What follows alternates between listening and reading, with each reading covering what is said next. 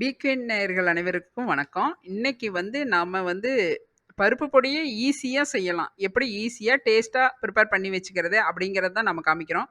அதுக்கு பொட்டுக்கடலை, உப்பு, பூண்டு இது கொஞ்சம் பூண்டு நெறைய போட்டா சுவையா இருக்கும். வரமிளகா இதெல்லாம் அதோட இன்னொரு வெரைட்டியா பாசிப்பருப்பு. அதுலயும் பொடி செஞ்சு வச்சுக்கலாம். இது சிம்பிளா இருக்கும். ஆனா, சுவை அவ்ளோ அதிகமா இருக்கும். அதனால நீட்டா சிம்பிளா செஞ்சுக்கலாம். இப்ப நம்ம ஒரு மெஷரிங் கப் எடுத்து, பொட்டுக்கல்ல நம்ம பொடி எவ்வளோ தேவையோ அதுக்கு தகுந்த மாரி அளந்துக்கலாம். இப்ப நான் ஒரு 2 கப் எடுத்திருக்கிறேன் பொட்டுக்கல்ல. நீங்க எவ்வளோ தேவையோ அவ்வளோக்கு தகுந்த மாரி அளந்துக்கோங்க. இல்ல அப்படியே அப்ராக்ஸிமேட்டா கொட்டிக்கிறதா இருந்தாலும் கொட்டிக்கலாம். இது பொடி தானே நம்ம அந்த அளவு சேர்க்கறதுக்காக வேண்டி தான் இது அளந்து சேர்க்கிறோம். 2 கப் எடுத்துக்கிறேன். அத அதோட இத நல்லா ட்ரை ரோஸ்ட் பண்ணிடலாம். அதாவது மெதுவா அடுப்ப கம்மியா வச்சு, அ தீய விடாம ஹீட்டா அந்த ரா ஸ்மெல் மாத்திரம் போகணும். அவ்வளோதான். நல்லா லோவா வச்சு, நல்லா அது பொட்டுக்கல்லையோட ரா ஸ்மெல் போகணும். அவ்வளோதான். அப்படி வறுத்து எடுத்துக்கலாம். அதுக்கு தேவையான வரமிளகா ஒரு 6, 7 மிளகாய நல்லா எதுவுமே ஆயில் சேர்க்காம வறுக்கணும். ஆயில் சேர்த்தோம்னா சிக்கடிக்க ஆரம்பிச்சிடும் ரொம்ப நாள் வச்சிருக்கும்போது. அதனால ஆயில் இல்லாம ட்ரையா வறுத்துக்கலாம். வரமிளகாயும் அதே மாதிரி வறுத்து மிக்ஸி ஜாருக்கு மாற்றிக்கலாம் அரைக்கிறதுக்கு. இப்போ நாம இதோட நம்ம உப்பு வறுத்து போட்டுக்கலாம். உப்பு அந்த ஈரத்தை எடுத்துட்டு அதோட சேர்த்து வறுத்தோம்னா அந்த பிசுபிசுப்பு பிடிக்காது. நல்லா பொடி நல்லா ட்ரையா இருக்கும். அதனால இதை உப்பை வறுத்து போட்டுக்கலாம். அதுக்கு தேவையான உப்பை நல்லா இந்த மாதிரி வறுத்துக்கலாம். அதில் இருக்க ஈரம் போகட்டும். அதையும் வறுத்துக்கலாம். இது பருப்பு பொடியில் நிறைய துவரம் பருப்பு கடலப்பருப்பெல்லாம் சேர்த்து செய்வாங்க. அது இல்லாமல் இது ஈஸியாக சுவையாக செய்கிறது எப்படிங்கிறது தான். இப்போ நம்ம ஒரு 1.5 கட்டி நான் பூண்டை சும்மா ஒரு தட்டு தட்டி அதை நான் நல்லா ஆயில் இல்லாமல் வறுக்கிறோம். இப்படி வறுக்கும்போது அது நல்லா பொரிஞ்சிரும். அதை சேர்த்து அரைச்சோன்னா சுவை சூப்பராக இருக்கும். பாருங்கள், இந்த மாதிரி தான் இருக்கும். ஆனால் இது வறுக்கும்போது கடாய் பிடிக்கும். இருந்தாலும் அதை நல்லா ட்ரையாக வறுத்துக்கலாம். இப்போ இந்த வரமிளகாயையும் இந்த பூண்டையும் சேர்த்து ஒரு அடி அடிச்சுக்கலாம். நல்லா நுணுக்கிக்கலாம். அப்போ தான் அதோடு சேர்த்து இது பண்ணுறப்போ பொட்டுக்கடலை சீக்கிரம் இதாகிடும். அப்புறம் இது அரைப்படாது. அதனால் இது தனியாக ட்ரையாக இது பண்ணிக்கலாம், பொடி பண்ணிக்கலாம். இப்போ இந்த வறுத்து வச்சிருக்கிற பொட்டுக்கடலையை பெரிய ஜாரில் கொட்டிக்கலாம். இது நல்லா நல்லா வறுத்து ஓரளவு இதாகிடுச்சுன்னா நல்லாயிருக்கும். அந்த ரா ஸ்மெல் இருக்காது. இப்போ நம்ம அரைச்சி வச்சிருக்கிற பூண்டு வரமிளகாய் அரைச்சிருக்கோம். அதையும் இதை பொட்டுக்கடலையோடு சேர்த்துக்கலாம். இது இப்போது நம்ம தனியாக அரைச்சி இதோடு சேர்க்கும்போது ஈஸியாக இதாகிடும். அதோட உப்பையும் சேர்த்துக்கலாம். நம்ம வறுத்து வச்சிருக்கிறோம்ல, அந்த உப்பையும் அதுக்கு தேவையான அளவு கலந்துக்கலாம். இது பார்த்தா உங்களுக்கு பொட்டுக்கடலை இல்லை செய்கிற மாதிரி இருக்கும். சுவை அவ்வளோ சூப்பராக இருக்கும். இது ஒரு பூண்டு கலக்கிறதுனால அவ்வளோ டேஸ்ட்டாக இருக்கும்.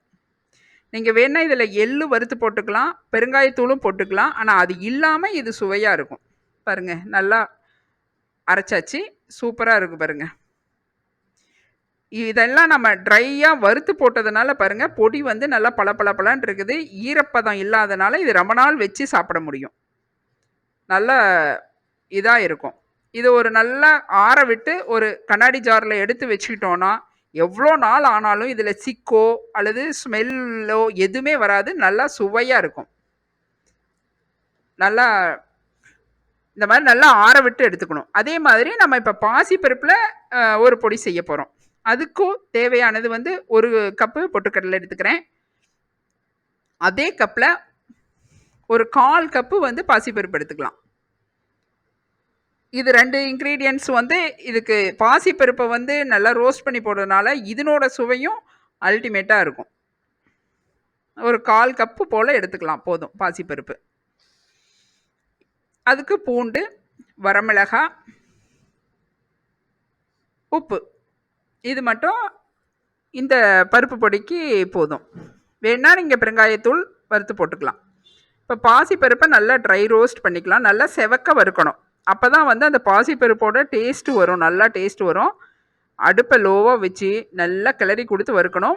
இதில் வந்து கரிஞ்சு போக விட்டுறக்கூடாது. பாருங்கள், இந்த மாதிரி நல்லா வறுத்திட்டோம். பாசிப்பருப்பு கொஞ்சம் மெதுவாக தான் வறுபடும். அதனால் அடுப்பை கம்மியாக வச்சு வறுத்துக்கோங்க. பாருங்கள், நல்லா வறுபட்டுருச்சு. போதும், இந்தளவு செவந்தா போதும். இல்லைன்னா அந்த ஒரு பச்சை வாசம் அடிக்கும் அந்த பொடி. அதுக்காக தான் பொட்டுக்கடலையும் நம்ம வறுக்கிறோம். ஏன்னா பொட்டுக்கடலையோட வாசம் வந்து ஒரு மாதிரி இருக்கும். அது வந்து வறுத்துட்டோன்னா அந்த இது வராது. அதை எடுத்துக்கிட்டு இதே மாதிரி பொட்டுக்கடலையும் ட்ரை ரோஸ்ட் பண்ணிக்கலாம். நல்லா வறுத்துக்கலாம். நல்லா பொறுமையாக லோவாக வச்சு வறுத்தோன்னா கரிஞ்சு போகாது. கொஞ்சம் நம்ம ஹை பண்ணிட்டோம், அவசரப்பட்டோன்னா கரிஞ்சு போயிடும் ஒரு சைடாக. பாருங்கள், வறுபட்டுருச்சு. இப்போ இதுக்கு தேவையான ஒரு 6-7 மிளகாயை வந்து அதே மாதிரி வறுத்துக்கலாம். அதையும் நல்லா வறுத்து எடுத்து வச்சுக்கலாம். அதை ஒரு மிக்சி ஜாருக்கு மாற்றிக்கலாம். அதே மாதிரி இதில் பூண்டையும் வறுத்து எடுத்துக்கலாம். ஜீரகம் ஒரு 1/4 டீஸ்பூன், மிளகு ஒரு 1/4 டீஸ்பூன் அதை போட்டு இதில் வந்து இதை சேர்க்க போகிறோம். இந்த பாசிப்பருப்போட இந்த இதை வந்து சேர்த்து அரைக்கும்போது இது சுவை வந்து தனியாக இருக்கும். இதையும் நல்லா ட்ரையாக இது பண்ணிக்கலாம். இப்போ வந்து பூண்டை ட்ரை ரோஸ்ட் பண்ணிக்கலாம். இது வந்து கடாயில் பிடிக்கும், அதனால் ஒரு மாதிரி கரிஞ்ச மாதிரி வரும். பட் ஆனாலும் அது அப்படி தான் வறுத்தாகணும், வேறு வழி இல்லை.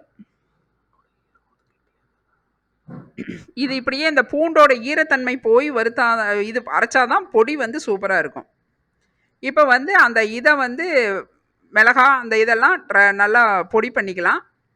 இப்போ பாசிப்பருப்பை தனியாக நம்ம அரைச்சிக்கலாம். ஏன்னா இதனோட தன்மை கெட்டியாக இருக்கும். பொட்டுக்கடலை வந்து சீக்கிரம் அரைப்படும். அதனால் இதை தனியாக அரைச்சி அதில் கலந்துக்கலாம். இதோட உப்பு, பாசிப்பருப்பு, உப்பு, நம்ம அரைச்ச மிளகா, பூண்டு, விழுது இது எல்லாமே ஒன்றா அரைச்சிக்கலாம்.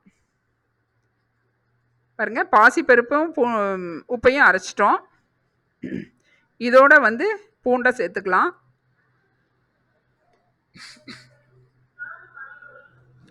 இதை நல்லா அரைச்சிக்கலாம். அந்த வரமிளகா அரைச்ச பூண்டையும், இந்த பூண்டு, வரமிளகா தூள், ஜீரகம், மிளகு, பாசிப்பருப்பு இதெல்லாம் இதோட சேர்த்து பொட்டுக்கடலையும் சேர்த்துக்கலாம்.